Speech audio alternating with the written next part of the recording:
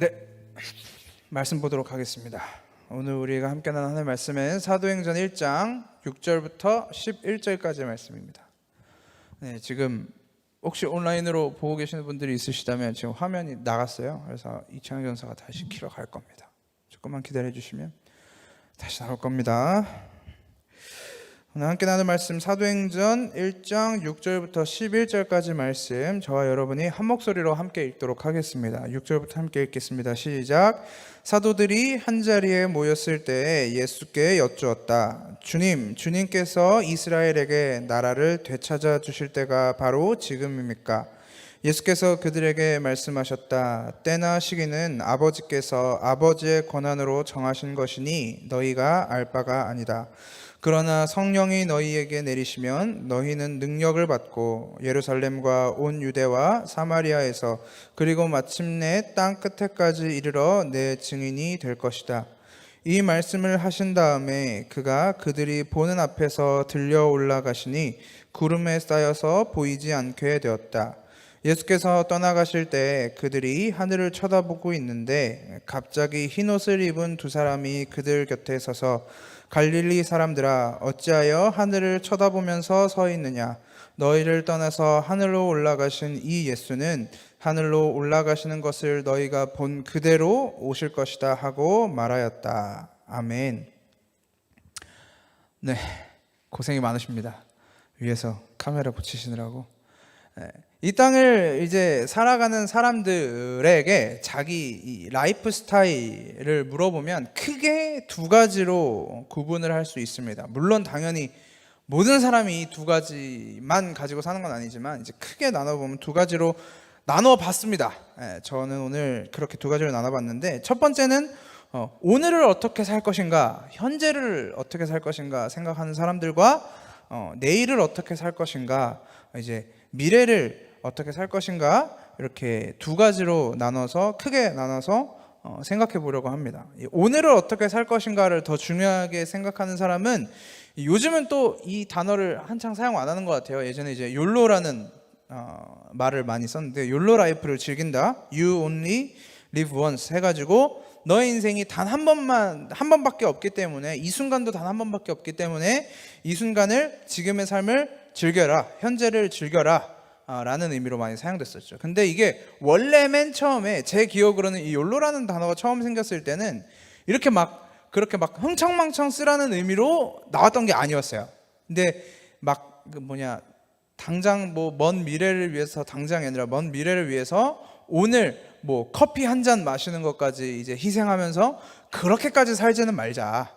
그 몇천 원 안 하는 커피 정도는 마시면서 사는 게 정신 건강에 좋다. 이제 이런 의미로 처음에는 종종 쓰였었어요. 예전에는 프랜차이즈 카페 같은 경우는 4,000원 넘어가잖아요. 아메리카노 한 잔이. 물론 요즘에는 이제 메가커피나 더벤티나 이런 거 나와가지고 이제 싼값에 많이 먹을 수 있지만, 예전에는 이제 그랬기 때문에 그렇게까지 아끼지 말자. 오늘 즐길 수 있는 건 즐기자. 이제 이런 의미로 사실은 맨 처음에 사용된 걸로 저는 기억하고 있는데, 이게 점점 와전되면서 이제 탕진잼 하는 게 욜로다 라고 이제 약간 변질된 느낌이 좀 있습니다. 그래서 이 사람들의 주장은 오늘의 나한테 최선을 다하자. 내일의 일은 내일의 내가 고민할 것이다.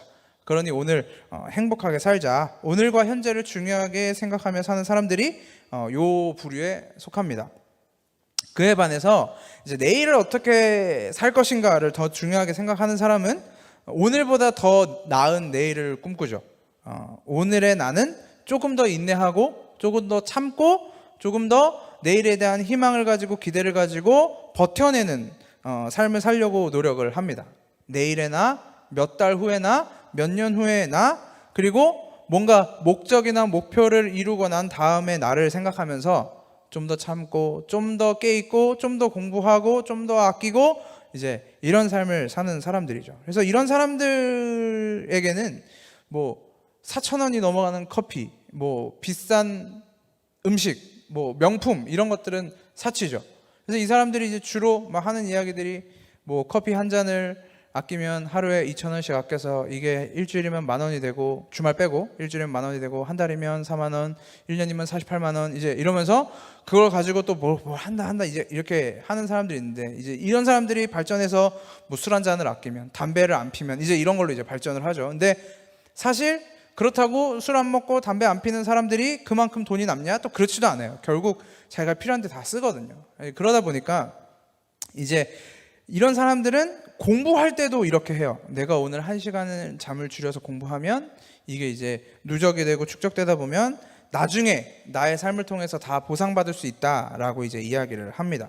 이런 사람들은 이제 오늘의 나를 희생해서 더 나은 내일의 나를 기대하면서 사는 사람들, 내일과 미래를 중요하게 생각하며 사는 사람들이 이 두 번째 부류라고 볼 수 있습니다. 저는 오늘 이 두 부류의 사람들을 이야기하면서 누가 더 낫다? 누가 더 현실적이다? 아니면 누가 더 미련한 삶을 살고 있다라고 이야기하고 싶지는 않습니다. 왜냐하면 둘 다 각자 나름대로의 뜻과 생각과 또 자기가 추구하는 행복이 담겨 있을 거라고 생각하기 때문이에요. 이 현실을 더 중요하게 생각하는 사람들은 당장 내일 내가 무슨 일이 일어날지도 모르는데, 당장 내일 내가 어떤 사건이 터질지도 모르는데 뭐하러 오늘의 나를 이렇게까지 혹독하게 몰아붙여야 되냐 라고 생각할 수도 있죠. 그리고 내일을 더 중요하게 생각하는 사람은 똑같은 이유를 가지고, 내일에 내가 무슨 일이 일어날지도 모르는데 어떻게 오늘 내일을 준비하지 않고 그냥 살아갈 수가 있냐, 나는 내일을 준비하여 더 나은 내일의 나를 만들겠다. 내일을 준비하지 않으면, 오늘의 내가 내일의 나를 준비하지 않으면 내일의 나는 더 불행해질 수밖에 없다라고 이야기를 합니다. 저는 둘 다 합당한 고민이고 나름대로 인생 철학에 있어서 합리적인 결론이라고 생각을 합니다. 물론 이게 이제 극단적으로 치닫지만 않는다면 말이죠. 그러니까 오늘을 중요하게 생각하는 사람들은 내일에 내가 없는 것처럼 뭐 저축이든 아니면 공부든, 당장 내일 과제를 내야 되는데 과제도 안 하고, 시험을 봐야 되는데 시험 공부도 안 하고, 이제 그런 사람들이 교회 다니면 이제 그 전날 교회 와서 이제 시험 잘 보게 해달라는 기도를 하고 있겠죠.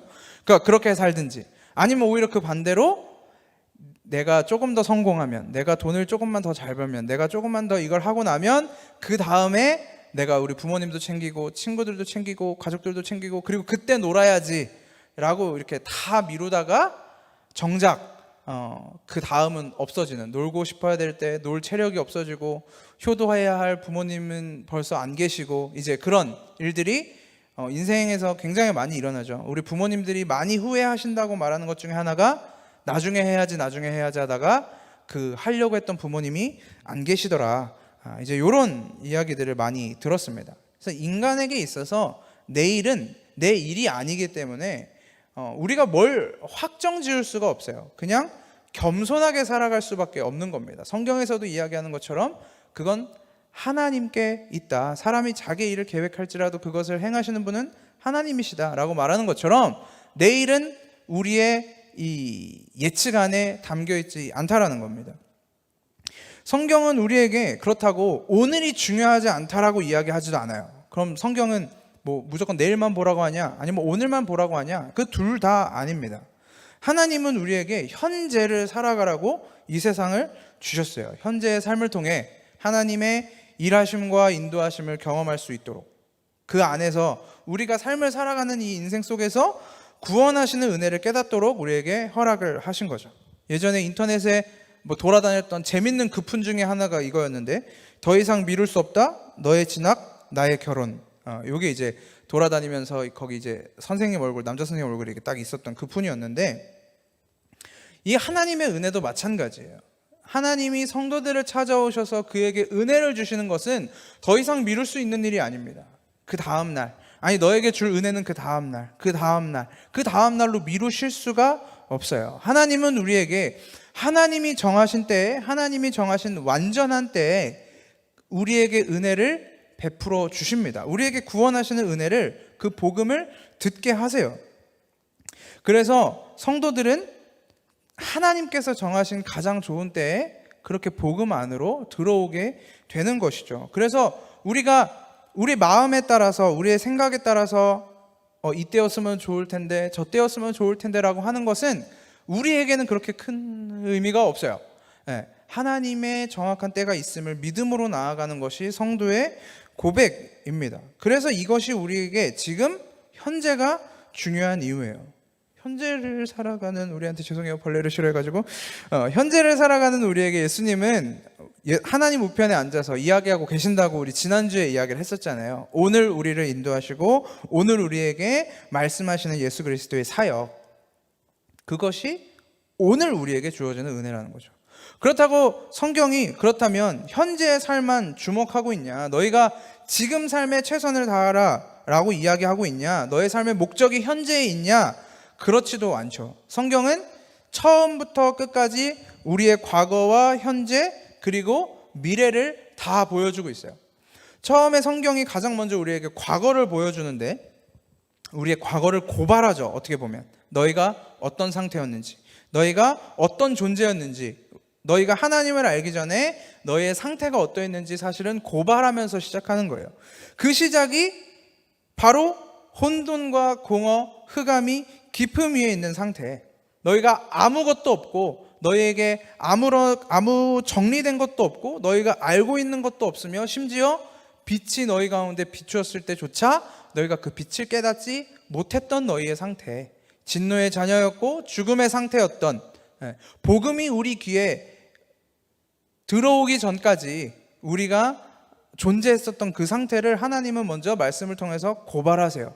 너희가 원래 그런 인간들이었다. 너희의 존재는 원래 그런 존재였다. 거기서 하나님이 폭로를 시키시죠, 우리를. 그 다음에 현재를 끌고 오십니다. 그랬던 너희의 과거가 현재 그리스도의 십자가 구원하심을 통해 어떻게 이루어지고 있는지 봐라.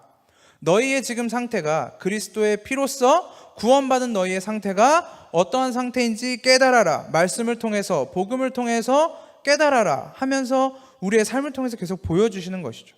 과거에 그렇게 매일같이 동물의 그 피를 흘려가면서 거룩에 들어가고 싶어 했던 것에서 현재 그리스도의 단 한 번의 죽으심으로 완전히 거룩해진 상태, 그것이 성경이 우리에게 이야기하고 있는 과거와 현재의 모습인 거예요.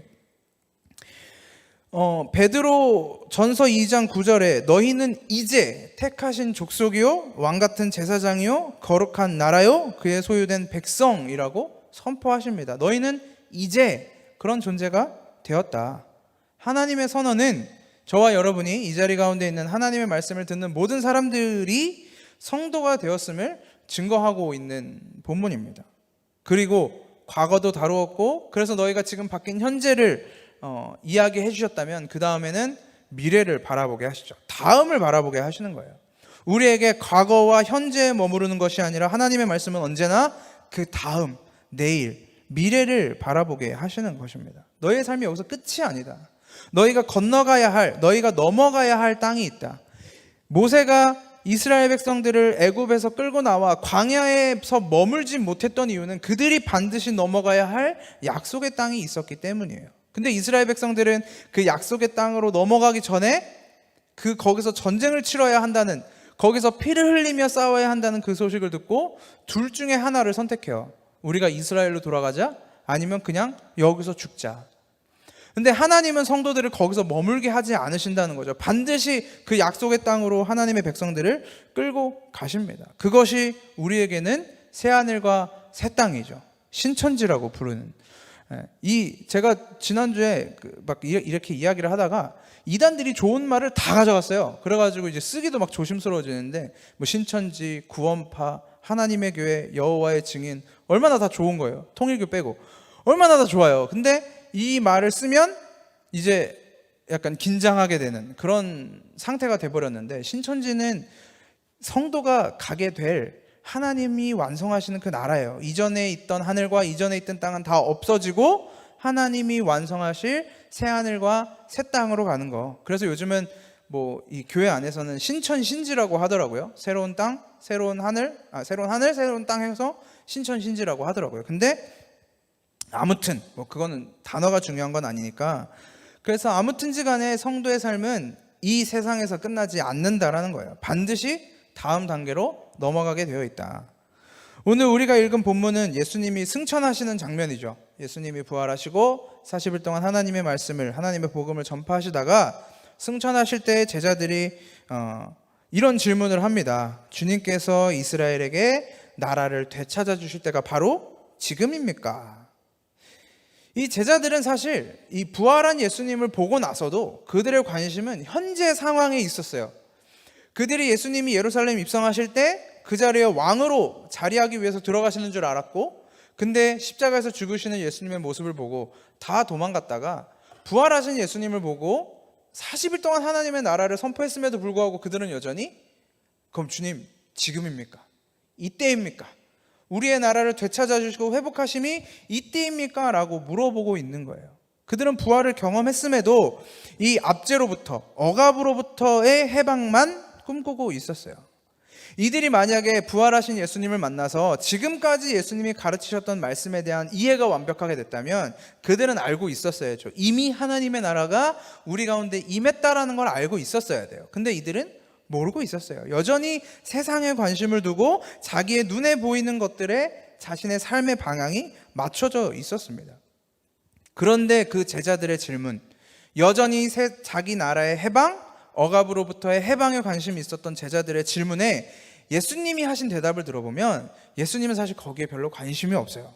이 세상이, 예루살렘이, 이스라엘이 해방되고 너희들이 자유를 얻는데 예수님은 관심이 없으셨다라는 겁니다. 때나 시기는 아버지께서 아버지의 권한으로 정하신 것이니 너희가 알 바 아니다. 그러나 성령이 너희에게 내리시면 너희는 능력을 받고 예루살렘과 온 유대와 사마리아에서 그리고 마침내 땅 끝에까지 이르러 내 증인이 될 것이라, 이렇게 말씀하셨습니다. 너희들이 나한테 질문한 그거 내 관심사 아니야. 너네도 신경 쓰지 마. 관심 꺼라고 이야기하시는 거예요. 저는 되게 좋아하는 영어 표현 중에 하나가 mind your own business라는 그 단어인데, 문장인데, 뭘 이렇게 막 물어보면, 물론 이게 좀 직역하면 조금 이렇게 우리나라에서는 건방지다고도 들을 수 있는 단어긴 하지만 네 일이나 신경 써라 이거예요. 네 할 거나 해라. 예수님이 오늘 이 제자들에게 말씀하신 게 사실 이거예요.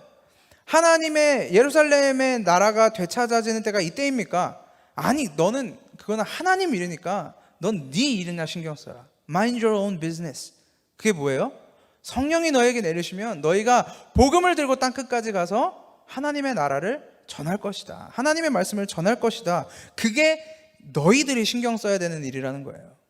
너희들이 성령이 내리시면 너희가 그곳에 가서 땅끝까지 가서 복음을 전하게 될 것이다. 그게 너희가 이 땅에서 해야 할 일이다 라는 거예요. 그게 예수님이 제자들에게 마지막으로 하신 말씀입니다. 그런데 이 말씀을 우리가 암송까지 하고 충분히 알고 있으면서도 우리는 어때요? 우리도 여전히 제자들처럼 예수님의 말씀과는 반대로 가죠. 복음에는 관심도 없고, 그리고 예수에 대해서는 사실 별로 관심도 없고, 대신에 그 관심이 우리의 현재, 우리의 상황, 당장 몇 년 앞에, 몇 달 앞에, 몇 년 뒤에 벌어질 나의 상황에만 관심이 있다라는 거죠. 우리도 여전히. 그래서 내가 지금 뭔가 부족할 때, 내가 지금 뭔가 결핍되어 있을 때, 내가 지금 뭔가 어려움과 외로움과 괴로움 속에 쌓여 있을 때, 주님 제발 이것 좀 해결해 주십시오. 내가 주님 믿지 않습니까? 내가 주님 믿는다고 고백하지 않았습니까? 주님이 나의 소망이라고 얘기하지 않았습니까? 근데 왜 여전히 나는 절망 속에 살고 있습니까? 이게 우리의 관심이라는 겁니다. 이 제자들의 질문이 사실은 동일하게 오늘도 저와 여러분 가운데 펼쳐지고 있다라는 거예요. 근데 오늘 본문에 등장하는 예수님의 대답처럼 그런 건 하나님의 때에 맡겨두고 그 나라가 회복되고 우리 안에 있는 이 문제들, 세상의 문제들이 해결되는 거, 그게 다 풀어지는 거, 완성되는 거, 그건 하나님의 때에 맡겨두고 너희는 가서 복음 전하라는 거예요. 우리가 해야 할 일은 복음을 바로 아는 삶, 제대로 아는 삶으로 나아가는 것입니다. 그리고 그걸 전달하는 삶까지 나아가는 것이죠. 그런데 우리가 오늘 당장 내일 주님의 나라가 언제 회복되냐, 우리의 삶이 언제 회복되냐, 이런 것들에 관심을 두지 말고 너희가 오늘 해야 할 일, 복음 전하는 일에 관심을 두어야 하지만, 마지막에 예수님이 승천하시고 나서 단 하나의 약속이 제자들에게 주어집니다. 그게 뭐냐면 단 하나는 아니네요. 두 개네요. 첫 번째는 성령이 너에게 내리신다는 것이고, 두 번째가 있는데 그게 11절에 기록되어 있는 예수님의 재림입니다. 천사들이 이야기하죠. 너희를 떠나서 하늘로 올라가시는 이 예수는 하늘로 올라가시는 것을 너희가 본 그대로 오실 것이다. 예수님이 반드시 다시 오신다는 것입니다. 이건 약속이에요. 성경의 약속. 그때가 언제인지 우리는 모릅니다. 언제 이루어질지 몰라요. 그런데 반드시 이루어진다라는 것입니다. 그리고 그때는 심판이죠. 우리가 알고 있는 것처럼. 요한계시록 19장 11절, 또 내가 하늘이 열린 것을 보니 보라 백마와 그것을 탄 자가 있으니 그 이름은 충신과 진실이라. 그가 공의로 심판하며 싸우더라. 예수님 다시 올 때 그때는 심판입니다. 그것이 오늘 우리가 고백하는 사도신경의 7번째 문장, 저리로서 산자와 죽은 자를 심판하러 오시리라. 세 번역으로 바꾸면 거기로부터 살아있는 자와 죽은 자를 심판하러 오신다라는 거죠. 거기는 어디죠? 하나님 보좌 우편, 우리가 지난주에 살폈던 그 보좌 우편의 자리입니다. 그렇다면 이 예수님께서 다시 오신다, 예수님이 재림하신다라는 게 우리에게 뭘 의미하는 것일까? 예수님 다시 오시는 게 우리랑 무슨 상관이 있냐? 우리가 그 고민을 해봐야 돼요. 그럼 예수님 다시 오시면, 그래서 우리가 하나님 나라 가면 그런 질문 많이 하거든요. 그럼 우리 거기서 뭐 합니까? 우리 하나님 나라 가서 뭐 합니까? 그러면 예전에는 그랬어요. 거기 하나님 나라 가면 맨날 하나님 예배하고 하나님 찬양하고 그럴 거야. 그럼 애들이 그러죠. 그럼 나 안 갈래요. 그럼 나 안 갈래요. 천국 안 갈래요. 여기서 1시간 예배하는 것도 힘들어 죽겠는데 거기서 매일 영원히 예배한다 그러면 애들이 싫어해요. 힘들어합니다. 근데도 왜 우리는 예수님의 재림을 기다려야 하냐는 거죠. 예수님이 도대체 어떻게 오시고 어떤 때 오시고 이런 것은 여러분 그 사도신경 제가 나눠드린 책 청년부에서 거금을 들여 제공해드린 책에 보면 자세하게 나와 있습니다. 한번 읽어보세요. 그걸 다 다루기는 힘들어서 글자가 많아도 한번 읽어보십시오. 근데 그거는 여러분들이 직접 다 읽어보신다고 하더라도 여러분들이 딱 하나 재림과 관련된 팩트에 관련해서 여러분들이 꼭 하나 기억하셔야 될 건 그거예요. 예수님 언제 오신지 아무도 모른다는 겁니다. 아무도 몰라요. 성경에 안 나와 있어요.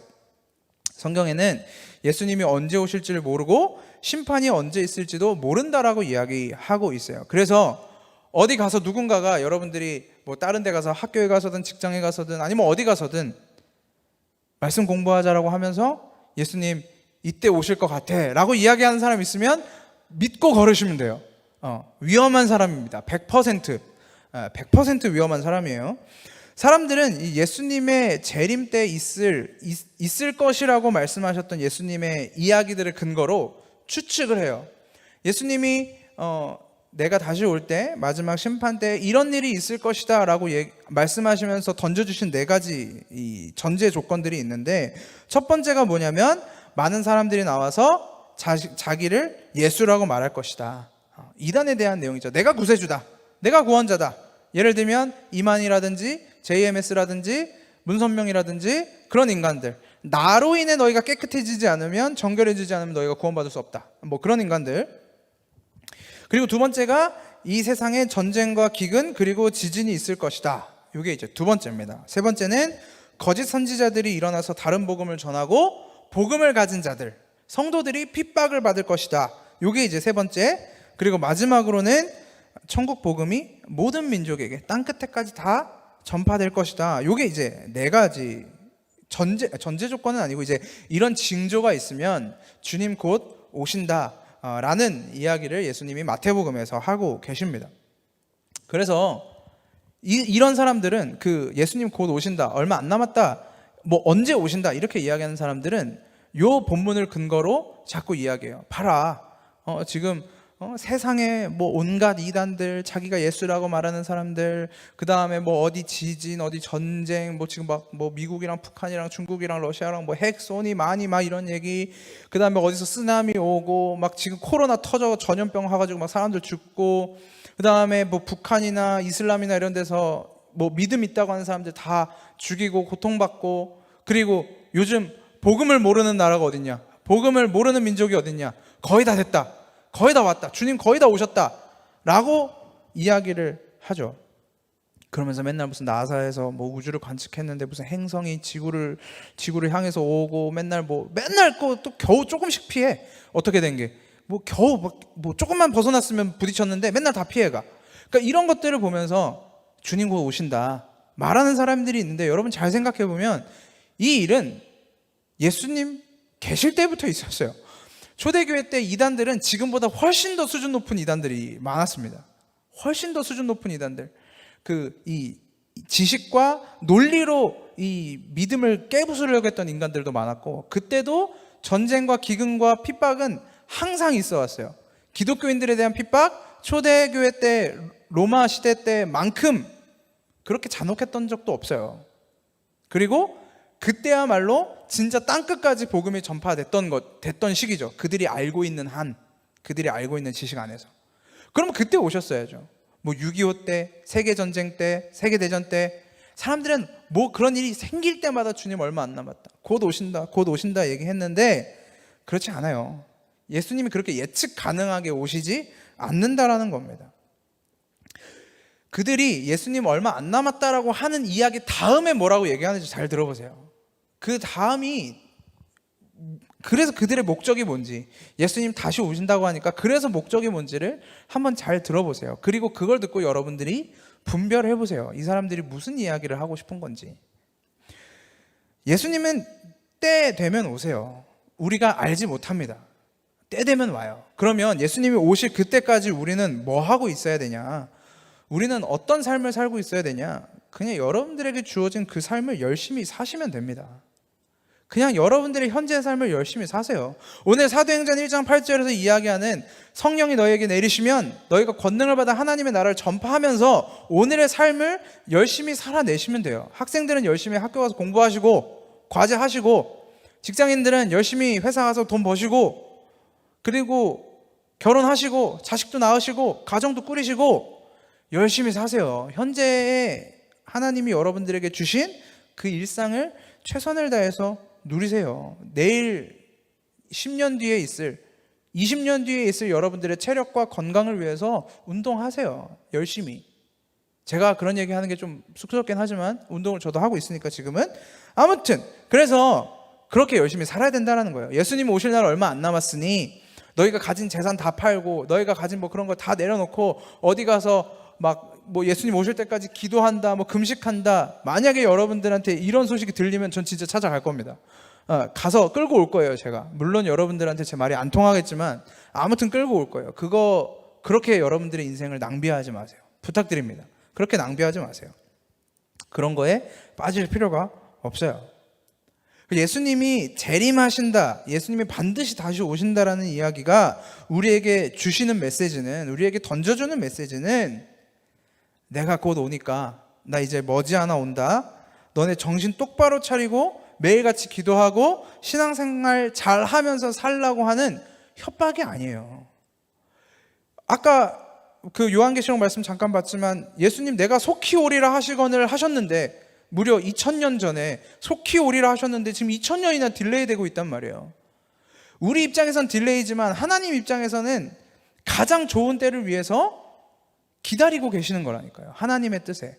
언제 올지 몰라요, 우리 입장에선. 근데 반드시 오신다라는 거.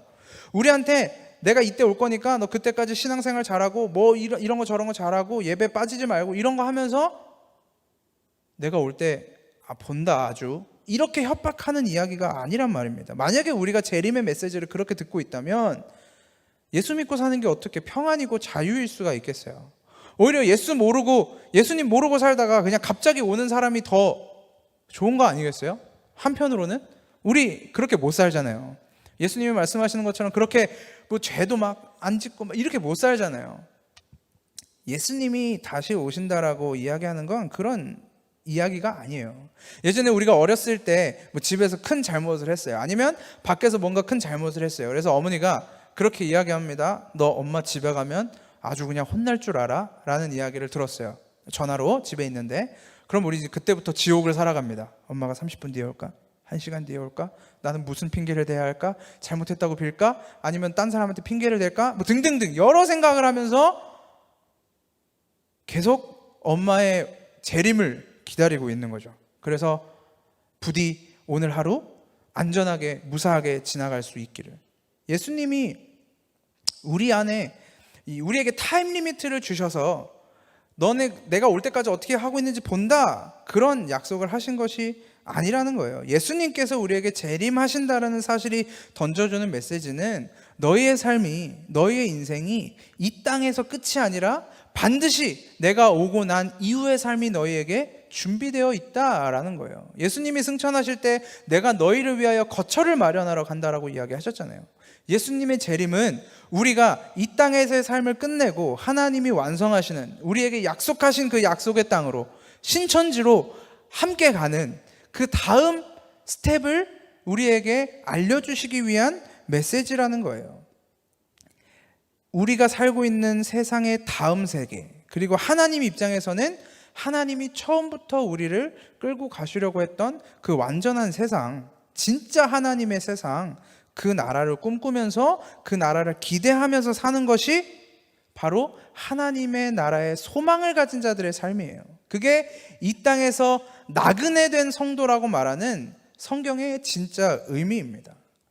베드로전서 1장에서 베드로는 성도들에게 1절과 2절의 편지를 쓰면서 그들을 나그네라고 부릅니다. 예수 그리스도의 사도 베드로는 본도, 갈라디아, 갑바도기아, 아시아와 비두니아에 흩어진 나그네, 곧 하나님 아버지의 미리 아심을 따라 성령이 거룩하게 하심으로 순종함과 예수 그리스도의 핏부림을 얻기 위하여 택하심을 받은 자들에게 편지하노니. 베드로는 단순히 예루살렘을 떠나 이스라엘을 떠나 지방에 살고 있는 사람들을 나그네라고 부른 게 아니라 나그네 곧 하나님 아버지의 미리 아심을 따라 성령이 거룩하게 하심으로 택하심을 받은 자, 예수 그리스도의 핏부림을 얻기 위하여 택하심을 받은 자, 성도를 나그네라고 부르는 거예요. 나그네는 어떤 사람이죠? 고향을 벗어나서 타지 아니면 타국에 잠깐 가서 머무는 사람들을 나그네라고 합니다. 잠깐 나와 있는 사람들이에요.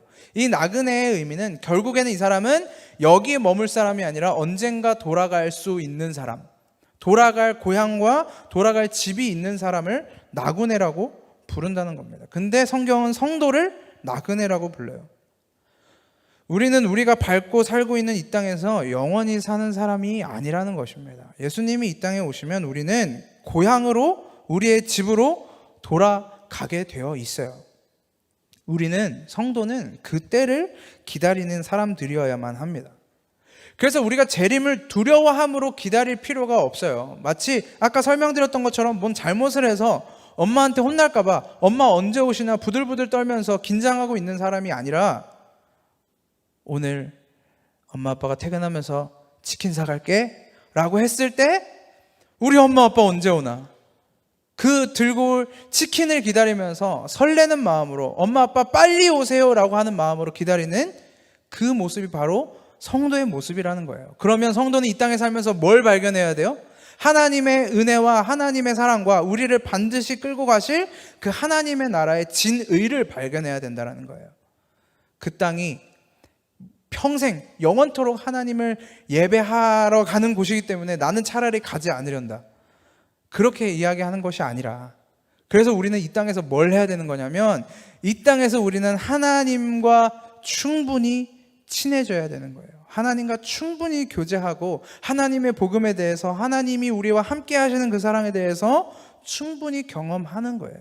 그래서 부모님이 들고 오시는 치킨을 기다리는 게 아니라 부모님이 나와 함께 할 때 누릴 수 있는 그 기쁨, 그게 뭔지 이 땅에서 발견하고 가야 천국이 지옥이 안 된다니까요. 여러분이 만약에 이 자리에서도 하나님을 두려워하시고 하나님의 심판과 하나님의 벌하심을 두려워하고 계시다면 천국에서는 얼마나 불안불안하겠어요. 이거 걸리면 어떡하지?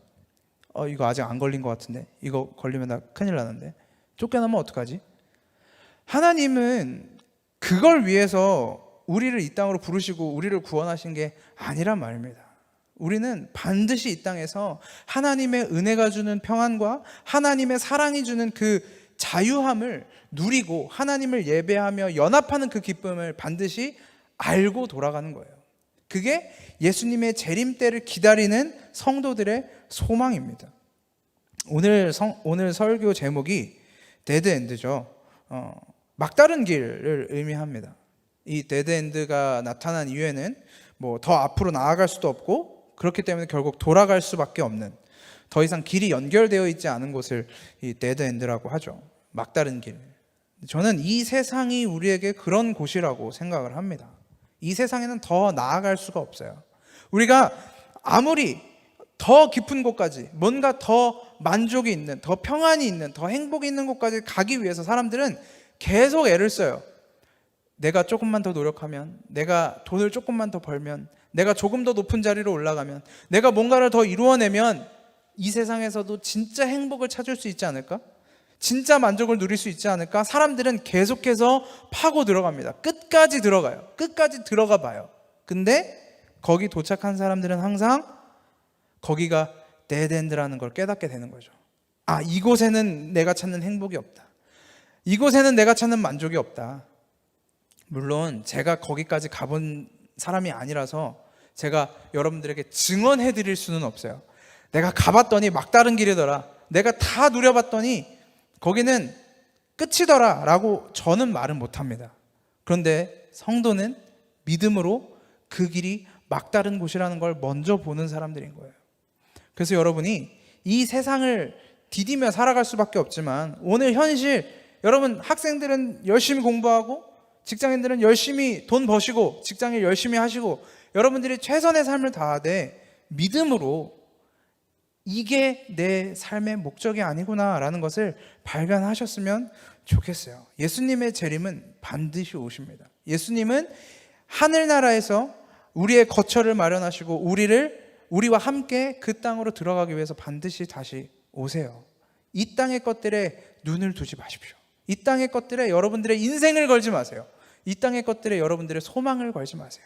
이 땅에서 뭔가 회복되고, 이 땅에서 뭐가 완성되고, 이 땅에서 뭔가 여러분들의 꿈과 비전이 이루어지고, 이 땅에서 여러분들의 생각대로 이루어지는 그런 것들에 소망을 두지 마세요.